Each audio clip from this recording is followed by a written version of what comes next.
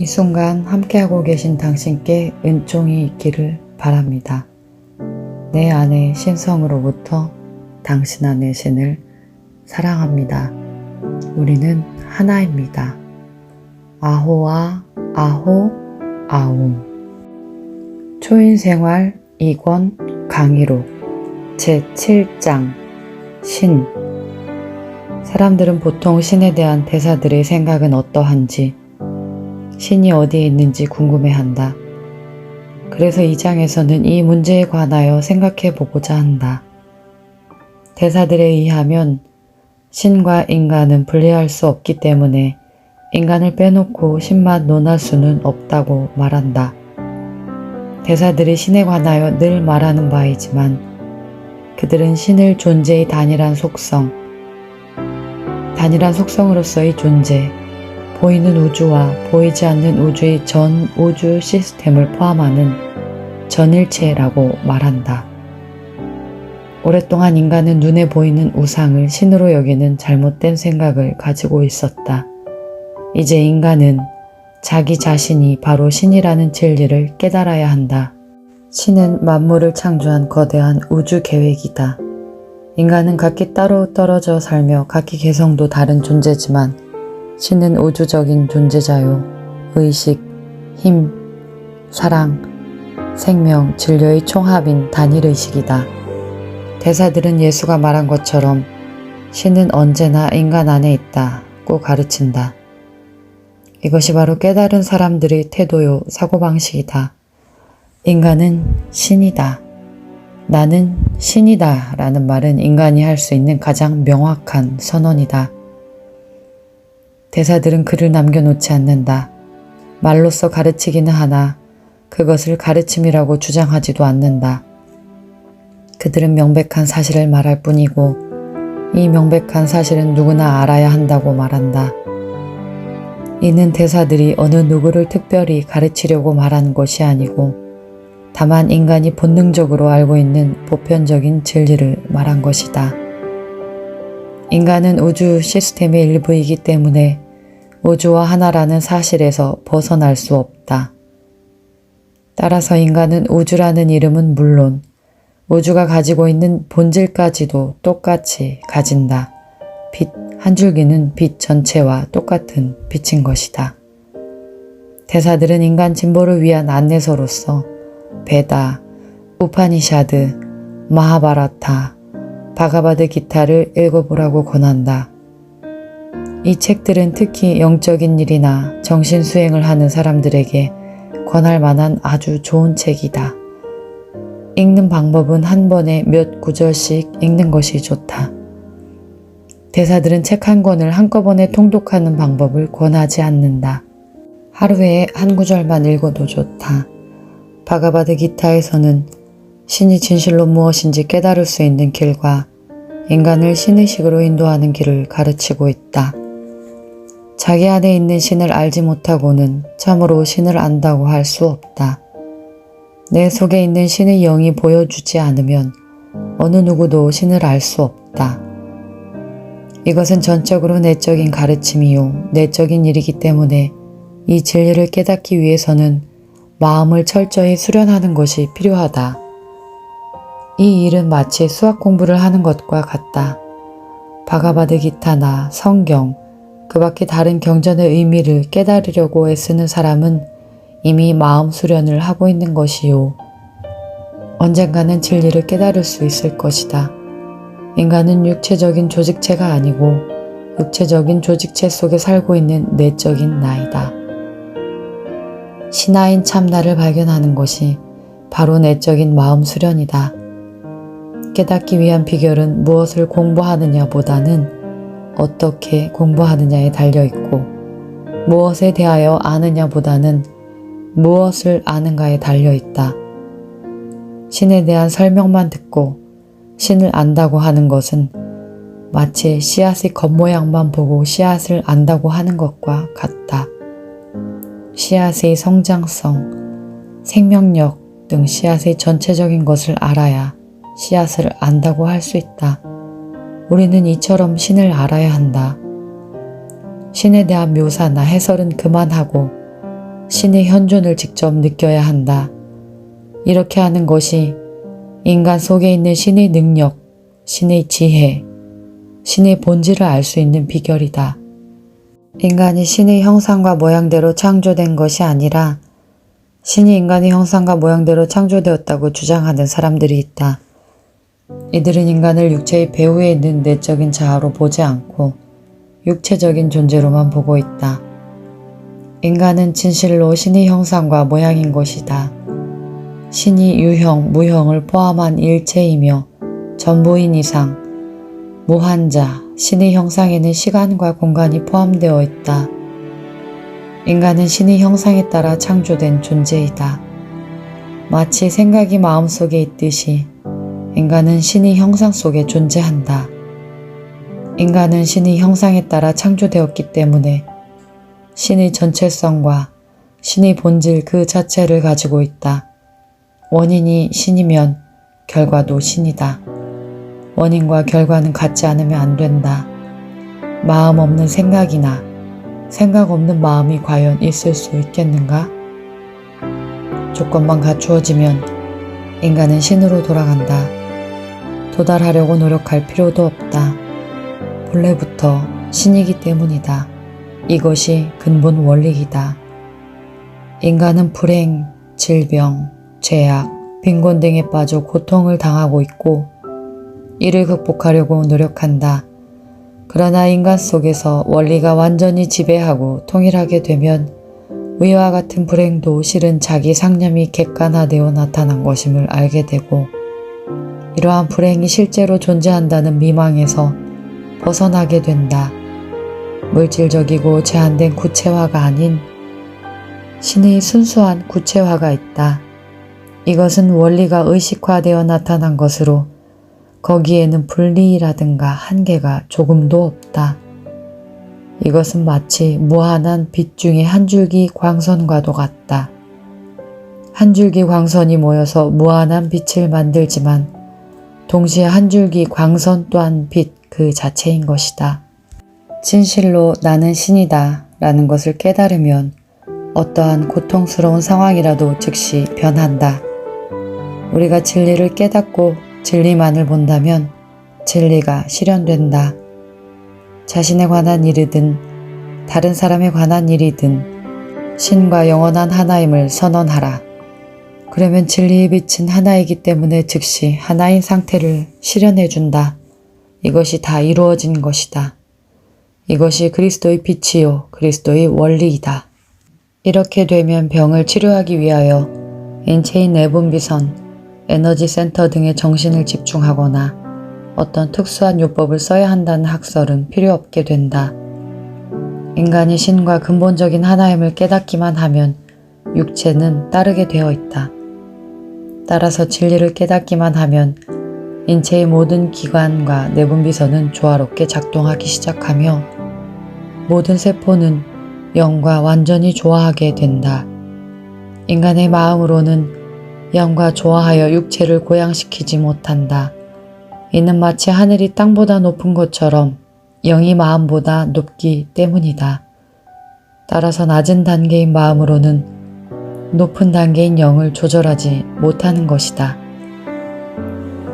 신은 전부이며 인간은 신의 형상과 모양대로 창조되었다고 하는 그 창조된 상태의 완전함을 깨달은 사람은 엄청난 의식의 폭발을 체험할 것이다.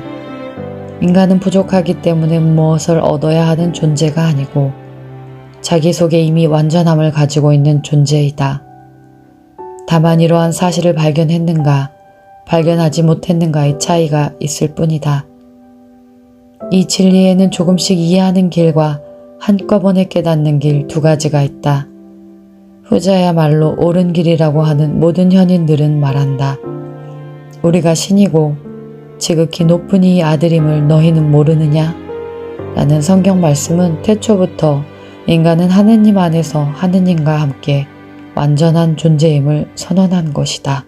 지금 우리가 알고 있는 구약의 10계는 신의 법칙을 정확히 표현한 것이 아니다.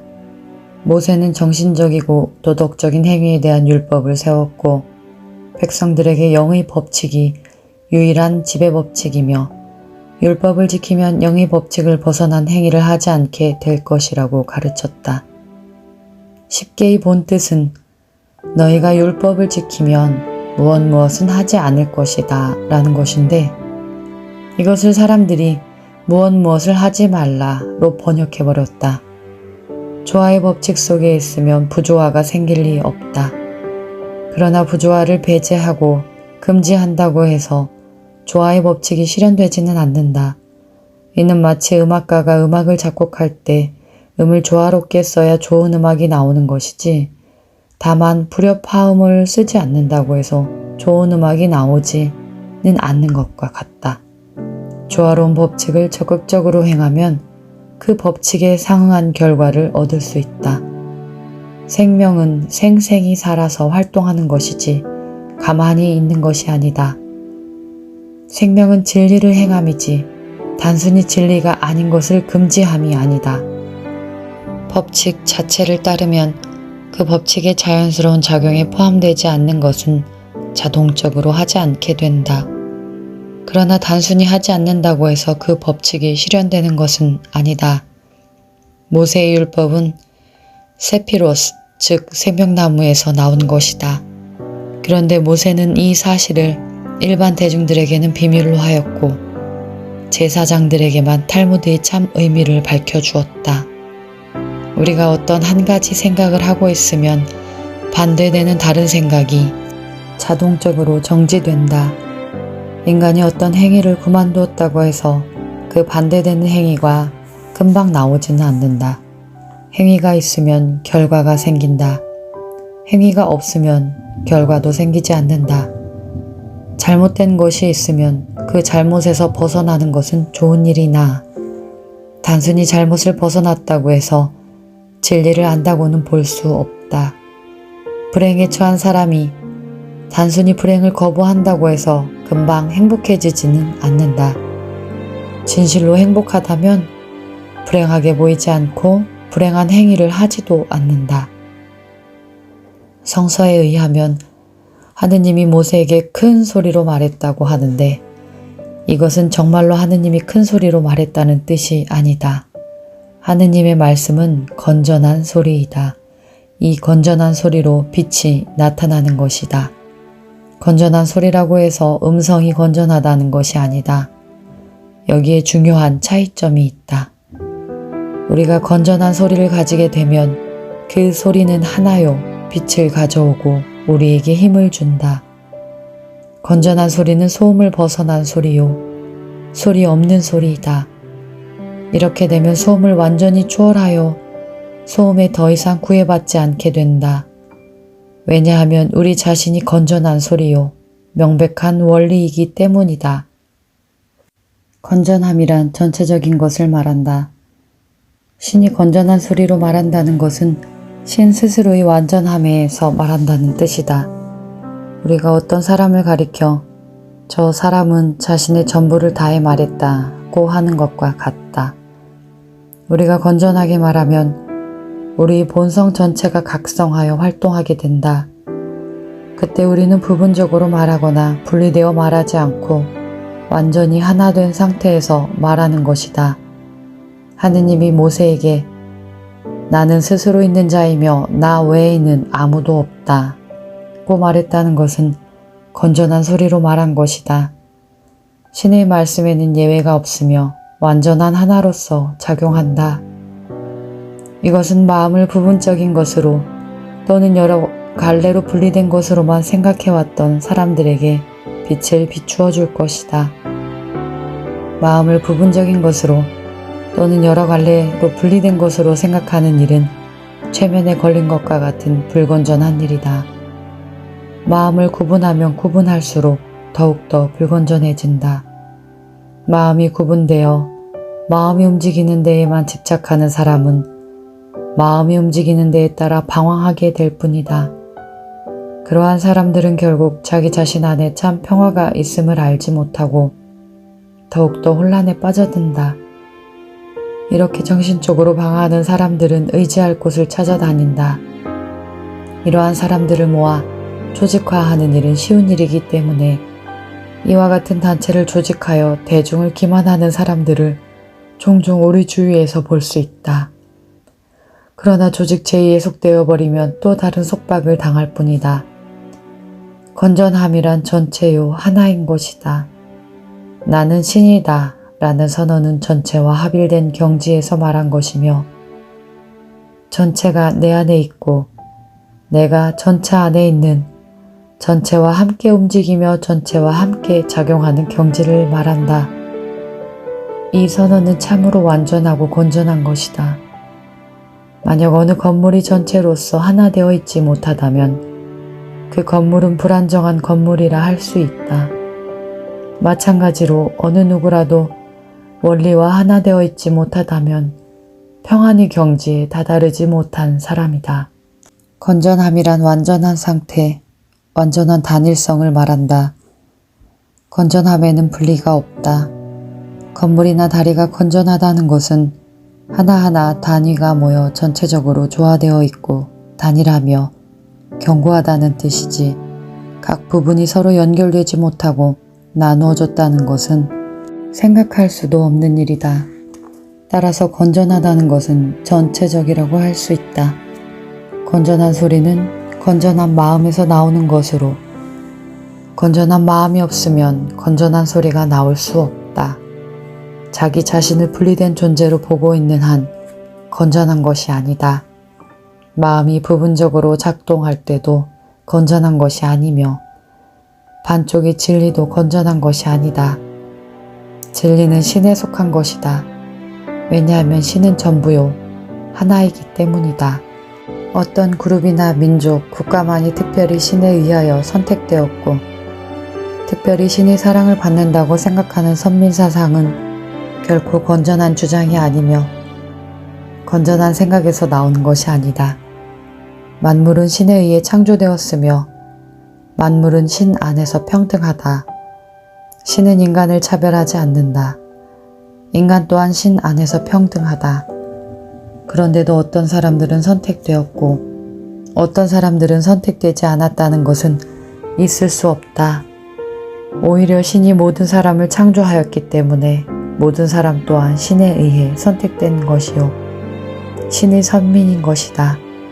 이 사실이야말로 본질적인 평등이다. 이 사실을 깨닫고 외부에 나타내는 정도에 따라 평등이 결정된다. 모세가 하늘과 땅을 구분하여 말했을 때 땅은 하늘의 바깥이라는 뜻이었다. 산스크리트에서는 땅을 외부 상태라고 정의 내리고 있다. 그러나 이렇게 구분한 것은 인간의 편의상 나눈 것이고 인간의 관념에서 나온 것이라 인간의 관념만 바뀌면 얼마든지 극복할 수 있다. 요컨대 모세는 하늘과 땅이 하나임을 말하였다. 땅이 하늘과 분리된 것이 아니고 유일 원리가 땅으로 나타난 것이다. 형태로 나타난 모든 것은 생명인 영이 완전히 구현된 것에 불과하다는 것을 모세는 잘 알고 있었다. 오히려 내 육 안에서 하느님을 보리라고 욥이 말한 것도 같은 뜻이다. 우파니샤드에도 같은 내용이 있다. 즉 모든 것에 그리스도 의식이 깃들어 있음을 보고 각기 다른 육신 속에도 진리가 깃들어 있음을 본다는 것이다. 육신은 빛나는 순수한 영질이다. 육신이 물질이라는 그릇된 생각이 사라지고 육신의 참 상태는 빛이며 육신을 통하여 신의 완전한 영성이 나타난다는 진리를 깨달을 때 비로소 육신의 참 상태가 실현된다. 그렇다고 특별히 육신을 영화하려고 할 필요는 없다. 육은 이미 물질화된 영이다. 이는 마치 눈에 보이지 않는 수소와 산소가 결합하여 눈에 보이는 물로 나타난 것과 같다. 물은 수소와 산소가 완전히 하나가 된 것으로 수소와 산소를 분리하면 물 자체가 없어진다. 이것이 너희 몸은 살아계신 하느님의 성전이다 라는 말씀의 뜻이다. 몸이 근원과 재결합하면 몸은 빛처럼 순수해지고 완전해진다. 그 빛은 태초로부터 있었던 빛이요 만물을 창조한 빛이다. 그런데도 육신과 참 근원 사이에 인간의 마음이 끼어들었다. 그 결과 하느님의 성전인 육신은 도둑의 소굴이 되어 육신이 가지고 있던 참된 생명력마저 빼앗겨 버렸다. 어떤 사람의 얼굴이 기쁨으로 빛날 때가 있고 슬픔으로 어두울 때도 있다. 이것은 마음 상태가 다르게 나타난 것 뿐이지 한 사람의 얼굴이다. 건강한 자이든 병든 자이든 육신은 영적인 진료가 나타난 것이다. 의식이 분리되지 않고 그 본래의 상태인 신의 전체성과 일치하면 육체는 자동적으로 그와 같은 상태를 나타낸다. 이렇게 되면 육신은 신의 말씀, 신이 빛나는 원질로서 이루어진 본래의 상태로 되돌아간다. 하늘에 계신 아버지로 시작되는 주 기도문에서 말하는 하늘이라는 특별한 공간을 말하는 것이 아니다. 산스크리트 경전에 의하면 하늘이란 모든 곳에 임재한 평안과 조화라는 뜻이다. 예수도 바로 이러한 뜻으로 말하였으며 이것이 바로 참 의미의 하늘이다. 천국은 너희 안에 있다. 주기도문은 깊은 뜻이 있어 개인적으로 구전받지 않고서는 그 의미를 올바르게 알기 어렵다. 만약 깊은 뜻을 이해한 사람이라면 천국에 들어가게 된다. 이것은 소화를 완전히 포기하고 유일실제하며 영적인 자아인 참나를 받아들인다는 뜻이다. 참나 이외에 또 다른 나는 없다. 진리를 깨달은 사람은 이 길을 따라 모든 것이 승화된 영적인 상태에 들어간다. 이런 사람들이 자기 자신을 신으로 자각한 사람들이다. 이 일을 이해하기는 쉽지 않을 것이다. 왜냐하면 사람들은 보통 표면적인 의식으로 자기 자신을 생각하기 때문이다. 이러한 사고방식을 버려야 한다. 자아실현이란 그리스도 의식이 완전히 인간의 의식이 되는 것을 말하며 그렇게 되면 인간의 표면의식도 그리스도 의식이 된다. 우리가 가지고 있는 생각 중에서 진리에 맞지 않는 것이 있다면 과감히 버려야 한다. 그리스도가 너 자신을 부정하라고 한 것은 이러한 의미이다. 자기는 이 정도밖에 되지 않는다고 생각하는 자기 판단이나 자기 한정을 버리고 전체와 완전히 연결되어 있음을 받아들여야 한다. 말하자면 자기 내부에 있는 설계자에 의지해야지 외부에 나타난 조건에 흔들려서는 안 된다. 그리스도 마음은 신의 마음이다. 실제의 왕국은 우리 자신 안에 있다. 이 왕국에 들어가기 위해서는 이 왕국이 우리 자신과 떨어져 있다는 생각을 버려야 한다. 신이라는 전체성은 모든 인간 속에 있고 모든 인간을 관통하며 모든 인간 주위에 실존한다. 따라서 인간은 신의 전체성 안에 포함되어 있다. 인간은 이 진리를 받아들이는 수밖에 없다. 이 진리를 받아들이고 이 진리와 조화를 이루어 살아감으로써 이 진리를 깨닫게 된다. 우리가 신의 참 지혜에 통달하면 하는 일마다 다 이루어질 것이다. 다시 말하면 인간이 신과 완전히 하나인 상태가 되면 하는 일마다 모두 이루어진다. 예수가 다 이루었다고 선언한 후부터 다른 일도 모두 이루어졌다. 우리 스스로 우리 자신의 완전함을 인정한다면 그대로 완전해진다. 우리가 그와 같이 인식한다면 바로 신이 된 것이다. 그 외에 다른 것은 필요 없다. 이 진리를 이해하지 못했기 때문에 그 당시 사람들이 그리스도를 박해하고 십자가에 못 박은 것이다. 예수가 나는 신이다 라고 선언한 것을 저들은 신성모독이라 생각했다. 인간은 결코 신이 아니며 신이 될 수 없다고 굳게 믿는 최면에 빠진 저들로서는 예수의 깊은 진리를 도저히 이해할 수 없었다. 지금도 이 진리를 이해하지 못하는 사람들 앞에서 같은 말을 한다면 똑같이 신성모독이라고 비난받을 것이다.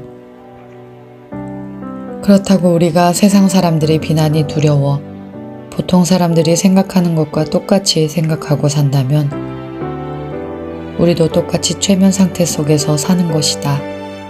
이와 같이 세상 사람들은 최면 상태 속에서 살기 때문에 깨달은 사람은 세상 사람들에게 진리를 함부로 발설하지 않는다.